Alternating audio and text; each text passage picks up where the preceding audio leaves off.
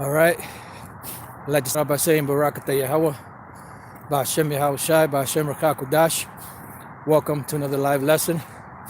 The name of this one is called The Final Stretch. Now, any of you brothers that ever ran track, or ever had anything to do with running, you know that the hardest part is the finish, getting to the finish line. That's when things get tough. That's when cramps start to settle in. That's when you're tired as hell. You just want to get something to drink, something to eat. You just want to sit down somewhere. And that's one of the hardest things in running. Outside of the training, is to get to that finish line. And when you see the finish line, what's that? That's the final stretch. And you're at the final stretch. What you're basically doing is you're sprinting, to hurry up and finish, to get to that line, to that finish line. So like, and you give it all that you have within your power, within whatever you have left inside of you to make it to that finish line. So that final stretch is one of the hardest runs that you'll do, when you're in track and field. Well, right now, in the truth, we're at that final stretch, pretty much, where things are going to start really, start crunching down, Things are going to really start, getting tighter and tighter, as far as Esau's, persecution, which we see happening in front of us, we've seen happening. And we've been warning brothers that this is coming, Now, you brothers have seen, been last few days, week or so, or however long it's been going on, you've been seeing how, in the news, they're trying to paint this thing of, the black Hebrew Israelites committing terrorist acts or committing this act or, murdering this person or using anti-Semitic rhetoric, and causing violence against people, which we all know is bullshit. And even people out there that are familiar with the Hebrew Israelite thing, they even said, nah, they're not violent like that, And I was surprised that even Sarnetta did a little stint, on his live show, and he even mentioned that I know the Hebrew Israelites, that's not how they get down. They're not violent like that or something along those lines. And I was surprised that even he even had enough character to say that. Earlier, just now, I was watching El Dayatun's video. I got about 10 minutes in, and this title, The Final Stretch, came a little earlier. I was thinking about trying to put something together on it, but this is the best time for it, through the spirit and power of Yahweh B'Shem Yahweh Shai. And he's going into how, here it is now, you got all involved, you are teaching the word, you got involved with it, you understood you're an Israelite, you woke up, and now that these things are happening, what are you going to do? You're going to turn back, or you're going to move forward, because there's going to come a time for the proving grounds. And the proving grounds is going to separate the men from the boys, so to speak, And, we all pray to Yahweh B'Shem Yahweh Shai that we can make it through, because it is going to get rough, And, the prophets were pretty much, they were great men, but they were common men. They had like passions, as we have. There were times when situations would happen, and they would get nervous, or they would run, or they would hide. Why? Because, at the end of the day, they're men, and at the end of the day, it's through the power and spirit of Yahweh B'Shem Yahweh Shai that we make it through, that we actually, persevere, The crown is there, and the crown will be given to us by Yahweh B'Shem Yahweh Shai, and also Yahweh B'Shem Yahweh Shai will give us the minerals, to make it through. It's not going to be because any one man or two men or 10 men or 100 men or whatever the case is have so much integrity, and so much inner fortitude that they'll be able to withstand these things, because the Lord is going to give that internal fortitude. When the prophets prophesied and did what they did, why were they able to do it? Because the Lord put the Spirit upon them to be fearless. Judas Iscariot, Salaki, not Judas Iscariot, that was a slip of the tongue. Judas Maccabees, when he went to war, his men would look on the battlefield and would see so many of the heathens, they would be nervous, and the Spirit will come upon Judas, I keep saying Judas Iscariot, upon Judas Maccabees to encourage them and tell them, look, there's more on our side that's with them. The battle is the Lord's. He said it's easy. It doesn't matter for the Lord to give the victory to a few men or many. And the Lord shows his power by giving the victory to the least, So we're walking down that same path, and we have to keep these things in mind, So I was also, I had another thought in mind, but it kind of left for now. But I was also watching Priest Danyala's live show concerning this whole situation about the Jersey shooting. And, I said, let me watch a few minutes. I probably was going to watch maybe 10, 15 minutes, because it was almost an hour and a half. So I'm just going to watch maybe like 10, 15 minutes to see what the brother's saying. And the brother was getting down. And I ended up watching the whole thing not from beginning. I think I went to around a 10-minute mark or so. And from there, I watched the whole thing, and he was getting down, and he was putting a lot of things together, a lot of points that made sense, because they're trying to blame this whole thing on the Israelites because they need some type of propaganda out there to justify when they roll on us through their legislation, as it says in 2 Ezra 15 and 16, that they will do, And pretty much what he was going into was that incident that they said that happened allegedly could have happened because there's a lot of tension out there in Jersey between Jake, so-called Negroes, tribe of Judah, and Amalek. And the tension is that Amalek is trying to gentrify Jake out of that region in Jersey, because the houses where they live at are worth millions of dollars. So Amalek is pestering them and harassing them like they're harassing those Palestinians to move out so that they can come in and buy everything cheap. So a house that's worth $1 million, they'll pester Jake and oppress to the point where they'll sell for 90,000, which is nothing. Which is just like he said, it's a tenth of what the property and the house is worth. But they're trying to get in there to buy shit cheap, because that's how them bastards are. They come in there and they take over shit, and then they act like they're so benevolent.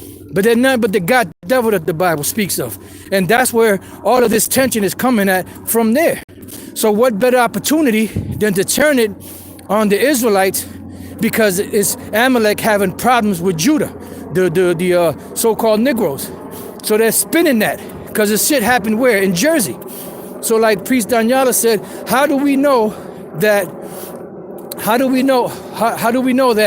that incident allegedly that happened, what didn't stem from an encounter that he may have had with one of them gutter rats?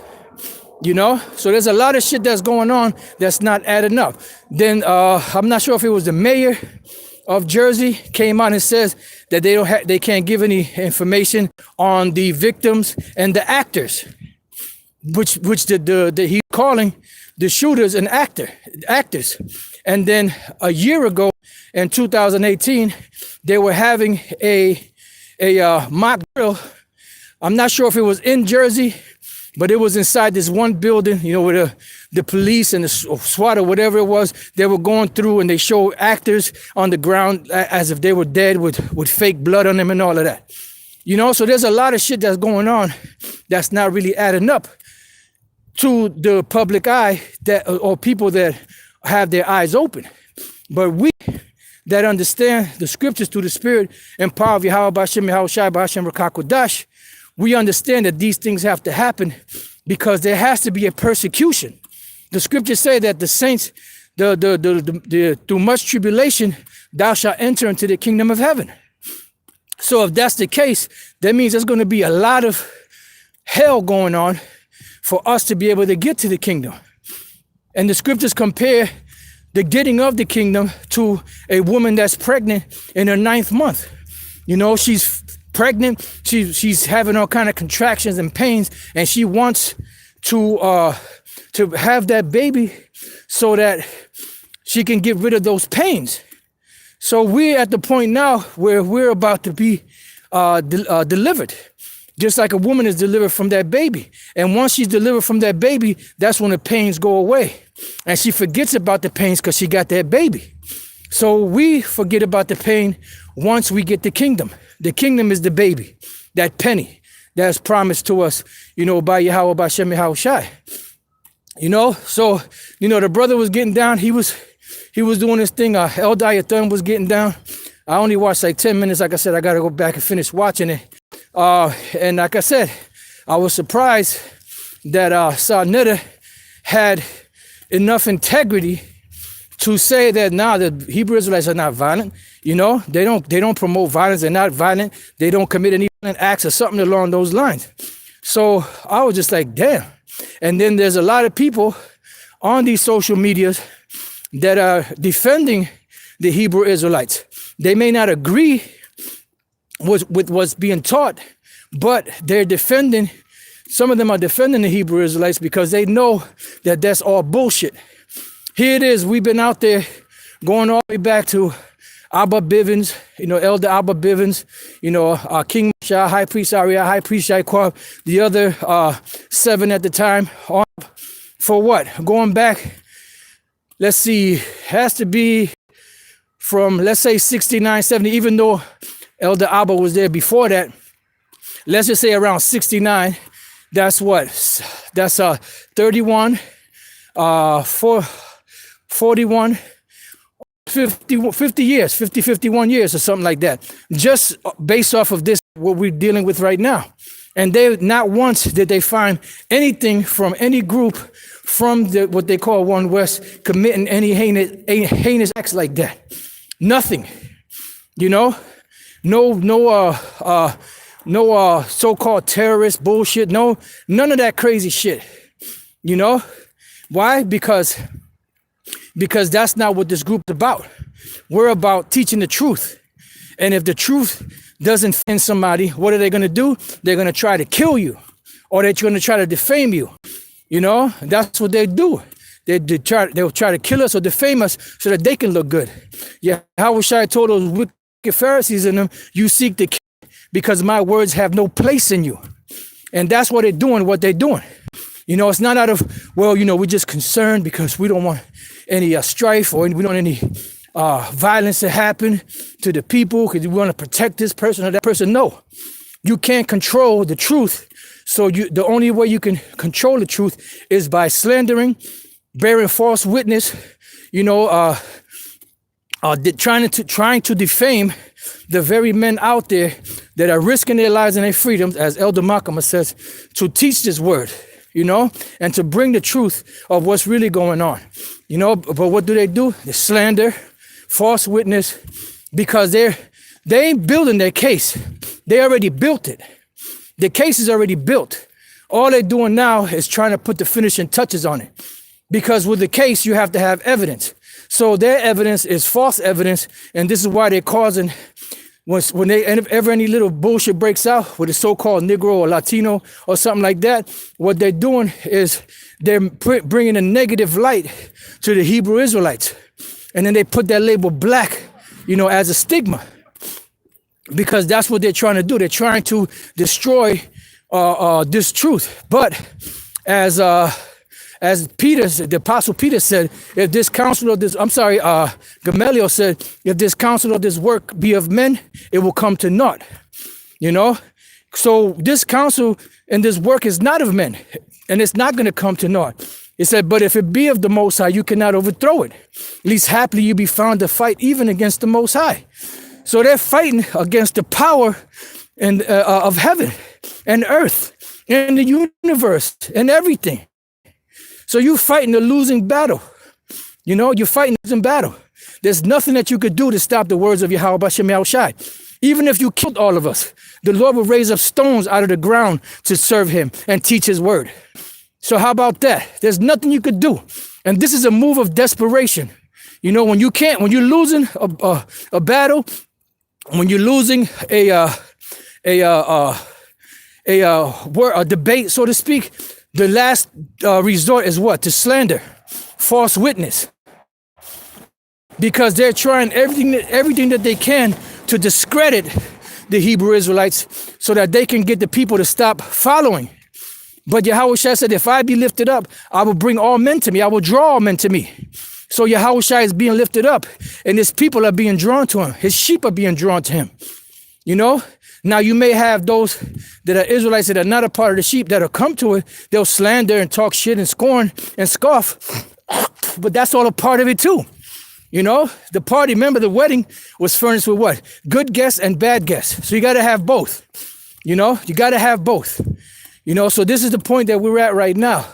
We're at the final stretch, and this is what's going to separate the men from the boys. You know, and we're hoping through the spirit and power of Yahweh Bashem Yahushai that he give us the minerals to finish. Because that last stretch is the hardest. You know, that's the part you want to give up. You know, you get them aches in your leg, cramps in your leg, cramps in your side. You're like, man, I just got to stop for a little bit. You know, and then you might have another brother, you know, that's running the race. You just say, nah, brother, come on, let's go, man. We're almost there. You know, and then you be like, oh, yeah. Then that brother might get a little tired. Nah, come on, brother. We're almost there. Let's go. You know? So we're at that point now, at that final stretch before we cross the finish line. And it's not going to get easier. It's going to get harder. The slanders are going to come more frequent. There's going to be a lot of shit that they're going to do and say, you know. But at the end of the day, Yahweh Bashem Yahushai got our back. So we're going to be good because the Lord Yahweh Bashem Yahushai is going to protect us. We're going to be fine. The Lord said that my servant shall eat.